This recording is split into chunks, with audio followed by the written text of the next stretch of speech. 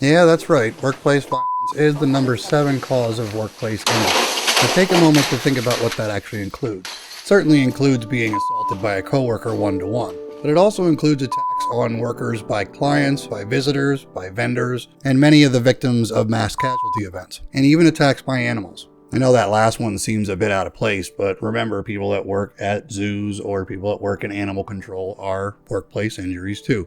So when you think about the totalities of where these injuries come from, it's not that surprising that this has risen to number 7 on the top 10 list of things that cause workplace injuries. And with the way things are going, I would only expect that to rise. And keep in mind that these injuries are not always physical, and the lasting effects of instances of workplace violence can last long after the physical injuries have healed. And workplace violence isn't always as overt as the things that make the news. In fact, some of the instances of workplace violence that I've dealt with over the years have no real physical effects whatsoever, but were very much a psychological issue.